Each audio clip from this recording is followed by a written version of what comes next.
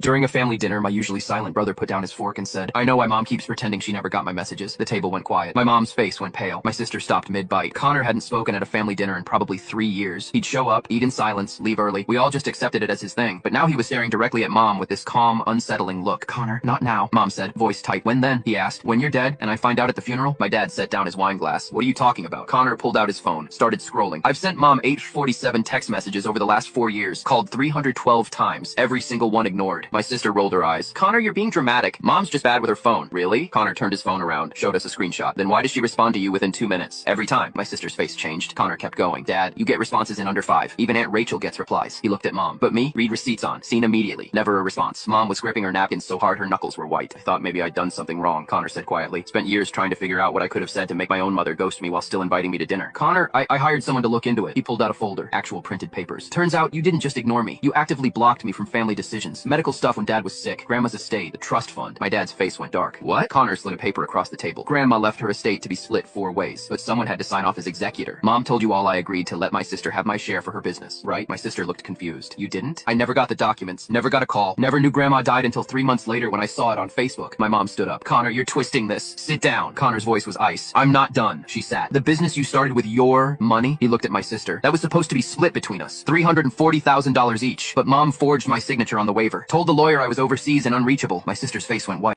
"I didn't know." "Connor, I swear I know you didn't. That's why I'm not mad at you." He turned back to mom. "But her? She's been systematically erasing me from this family for 4 years. Every group chat I'm mysteriously removed from. Every family photo I'm cropped out of before it's posted. Every holiday I'm invited to but somehow get the wrong time." He pulled out another document. "But that's not even the worst part." My dad looked sick. "There's more. Remember when I was hospitalized 2 years ago? The car accident?" Connor's hands were shaking now. "I was in ICU for 6 days. Called mom from the hospital 12 times. She never came." My mom's lip was trembling. "Connor, I didn't." "You did. The hospital has phone records. You spoke to the nurse. Confirmed you were my mother. Then said you'd think about visiting." His voice broke. "I almost died waiting for you to show up." My sister gasped. "Mom, you told us he was out of town, that he was fine." Connor nodded. "She told everyone I was on a work trip. Meanwhile, I was alone, learning to walk again." He pulled out another paper. This one looked like a medical form, but here's what finally broke me. "Last year, I found out I needed a kidney transplant. Genetic condition. I reached out to everyone in the family for testing." My dad looked confused. "We never got." Mom intercepted every message. "Told the transplant coordinator that the family declined to be tested, that we decided not to participate." My mom stood up again, tears streaming. "Connor, you don't understand. I was on the transplant list for 11 months. 11 months of dialysis, 3 times a week, slowly dying." He looked at my sister. "You were a perfect match. The coordinator told me after they finally reached you directly last month." My sister looked like she'd been slapped. "What?" "Mom told them you'd already been tested and weren't compatible. She forged a medical document." The room was spinning. My dad's face had gone from angry to horrified. Connor's voice was barely a whisper now. "I asked her why, just once, when she finally answered my call last week." He looked at mom. "You want to tell them what you said?" Mom was sobbing.